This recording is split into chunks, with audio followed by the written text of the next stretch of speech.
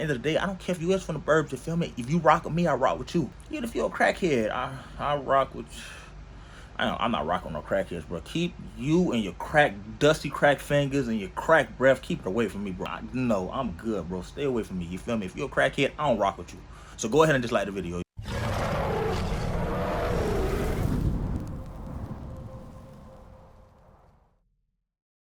What's good, YouTube? It's your boy Campbell, and we're back with another video. Now, that's your first time clicking on my channel. First and foremost, I want to say welcome to the trenches. If you haven't done this already, do me a favor, hit that subscribe button as well as hitting on that notification bell. That way you're notified anytime that I drop some content. And while you're at it, please leave a like, as it helps my channel. It helps me continue to grow. And if this isn't your first time clicking on my channel, I want to say we is back and we putting live from the trenches. You feel me? And y'all already know, man. I love y'all, man. Welcome back. You feel me? It's your boy Meech, man. It's time to tap in. To tap in with Meech and stay broke. So before we get started, please do me a favor. Follow me on my social medias. Follow me on my Twitter. Follow me on my Instagram. And follow me on my Snapchat. That way you stay in the loop and up to date with everything that's going on in my personal life outside of finance and outside of YouTube. So today, I already know, man. Y'all know I don't like giving y'all boring content. I don't like giving y'all boring videos, you feel me? Like, I like giving y'all content that's gonna be educational and informal to y'all. But aside from that, I like giving y'all stuff that I know y'all want to hear. I know y'all we love to come on here and troll. We give out free game, you feel me? But we like to come on here and troll. We like to talk about the crackheads, the silver spoons, suburban boys. We like talking about, so all these different people, because we gotta diss them. Those are our ops at this point, you feel me? Now that we on YouTube, we ain't in the streets, we ain't in the trenches no more. Those are our ops, and we want straight smoke with all them boys. But it's sometimes we got to get back to the educational content, and we can't talk so much just like. So today we're going to talk financial literacy and how important it is in the black community, and why the black community, in my opinion, is still a step behind some of our other peers because of our lack of knowledge and our lack of education when it comes to these topics. Now, to manage your finances, a sound, effective, and thorough understanding of finance, we call financial literacy, is crucial. People should know how to manage their debt, save money, and African Americans play a vital role in the economic establishment of the United States. But in comparison to our white counterparts, still lag in financial wellness. Financial literacy is one of the main reasons behind the complex gap. Financial literacy and financial wellness are tightly intertwined, especially in African Americans. One of the latest studies on the Personal Finance Index, conducted by CFLEC and the TIAA Institute, provides new insights on how black financial literacy, and there are 8 areas in which PFIN Index study is based: earning, consuming, insuring, saving, investing, borrowing, and managing debt, as well as comprehending risk and uncertainty.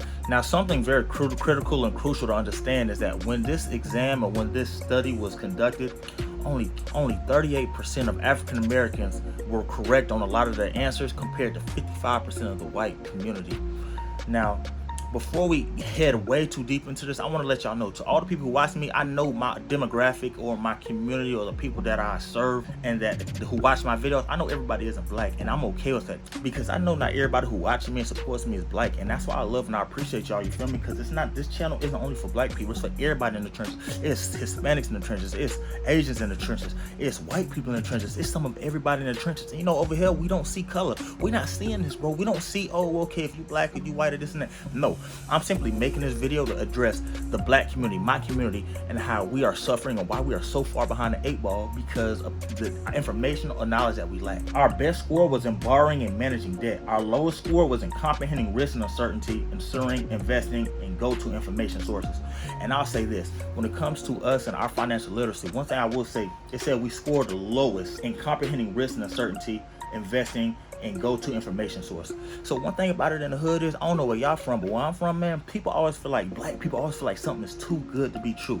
They always feel like, okay, well, invest in this or that, or I can get rich, or this and that. And they be like, nah, it's a scam. But black people always think something is a scam, but they always think something up. And that's the reason why, another reason why we're so far behind on the 8 ball. We'll be so quick to jump on things like Dogecoin after it's too late. It's too late. I'm telling you, it's too late.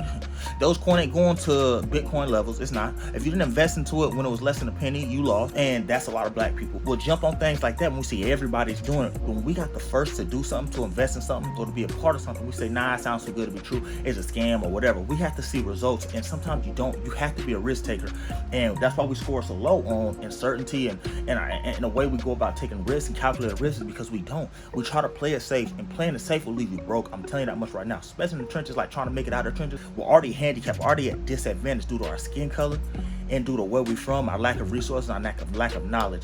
We can't have lack of resources, lack of knowledge, be black, and be hard-headed. That is a terrible, terrible, terrible combination. And sharing and understanding is a troubling part for financial literacy, and functional and financial literacy saves people from rainy days or debt. I don't blame simply us. I blame the generations and the generations of people who helped raise us and who've made this a norm. I'm a person who went through this as well. In the black community, we know nothing about credit or financial literacy. By the time we're even 18, we have negative marks and comments on our credit reports due to things that are out of our control. We got people and family putting all types of cable and phone bills and light bills and all types of things in our name, and they're being irresponsible and they're damaging our credit. And then so as we're getting older, we're not checking our credit reports, we're not checking our credit scores. So we're not understanding that as we get older, these debts continue to pile up and collect on our name. And then when we're at a point where we want to buy a car, or we want to get a home, or we want to get a loan, and we're getting denied, we're wondering why. Well, it's because we have been so financially illiterate.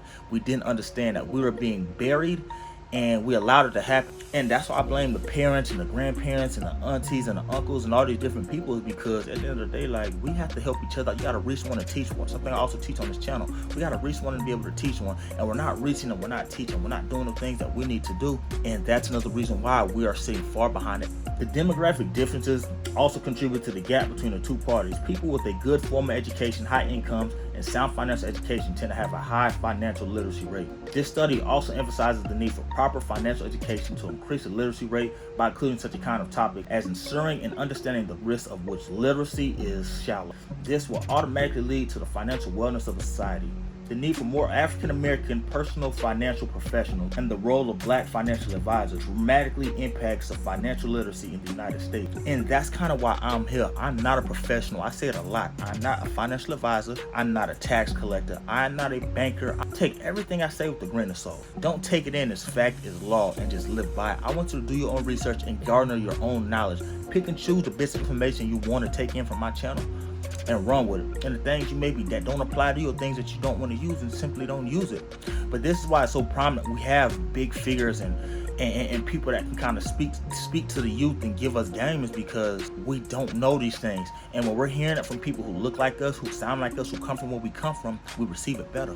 We see these people who have all this money, all these cars, all these homes, and all these jewelry, and they come from places we come from, but they're not telling us how they got here. And with them not telling us how they got there, that's hurting us, because we look at these people and we thinking that they made this money one way and they actually made it a completely different way. And that's why I think it's important, like, if we want to improve our success rate, we need more people actually in the field. We need people hands-on in the trenches, giving out free game and understanding that, hey man, this shit is terrorizing and destroying, devaluing the black community. And we're so talented, we're so smart, and we have so much potential, and we're wasting it because we're looking up to the wrong people, taking in the wrong information, and doing the wrong thing. This isn't a black versus white video at all, and I'm gonna continue to make that very, very clear.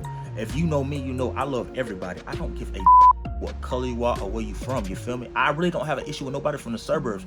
It's the silver spoon fed suburban boys that I don't like, because those boys is entitled. They think the world owe them something. They want it quick and easy. They don't want to work for it, you feel me? I got an issue with people like that, because y'all are the people who are standing in the people way, who want to be something, who want to be great. Y'all are getting opportunities simply off your name and off your face card, and not because you deserve it. And those are the ones I got an issue with. But at the end of the day, I don't care if you is from the burbs, you feel me? If you rock with me, I rock with you. Even if you're a crackhead, I rock with you.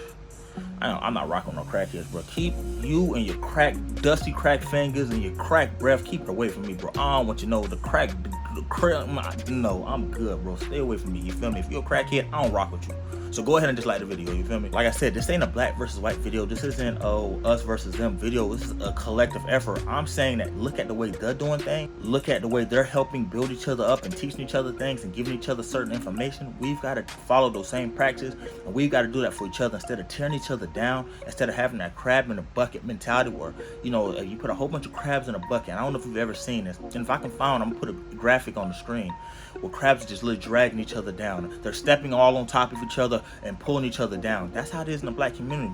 We're so focused on trying to get out that we're pulling each other down and stepping on each other to get there, instead of using each other and benefiting from each other's knowledge and strengths and weaknesses and making it work as a whole collective unit. So that kind of wraps it up for today's video. This was a quick, easy one, you feel me? This is just some quick game I want to give to y'all, to the black community, to my people, man, because I love y'all. I love the trenches, man. Like, granted, will I go back and live in the trenches? No, you feel me? don't know. I'm not going back to the trenches, bro. Like, heck no, like I'm not. You feel me? But I love the trenches, and I want to be so in tune and so a part of the people because I understand how it is to be in those situations, those environments, and I know how toxic it is, and I know how hard it is to make it out. When you're scrolling on YouTube and you're looking at all these different channels, and especially ones that come terms to financial literacy, you're seeing a lot of white people and a lot of different people who are helping each other out. But you don't see a whole lot of black people because the black people who made it, the ones we're looking up to, they're just not giving us game. They're not sharing the information that they need to. And that's why I challenge you to reevaluate who the people you look up to, because they supposed to inspire us. Knowledge is so irreplaceable. I already done got it, you feel me? Why would I not share it with y'all? I'm not a millionaire yet. I literally just made 6 figures, and I still want to give y'all as much game as possible. It's that important to me that I want y'all to win. I want y'all to do better than me, you feel me? And that's how it's supposed to be, but you know what I'm saying? It's just not like that. So if you made it to this point in the video, please drop a gorilla emoji down in the comments. I don't care if you done commented 100 times. Please drop a gorilla emoji down in the comments. As well, if you haven't already, please do me a favor. Hit that subscribe button, as well as turning on that notification, but that way you're notified anytime that I drop some content. And while you're at it, please leave a like down in the video. It helps the algorithm and it helps me continue to grow. And please follow my social medias. I'm not as active as I'd like to be, but I'm on that every day. And y'all see I repost y'all on my stories. I show y'all love. I reply to certain DMs and stuff. Some of y'all is weird. I'm not replying to some of y'all because y'all are weird, especially y'all women, bro. Like, y'all be tripping, you feel me? And I'm good, bro. Like, y'all know I'm good, bro. So yeah, y'all see I show love, man. Those who love me and support me, I'm gonna love and support you back. So continue to support me, and I'm continuing to support y'all. I love y'all. I appreciate y'all. I thank y'all for clicking on this video and watching it all the way through, man. And I'm gonna catch y'all back at the next video.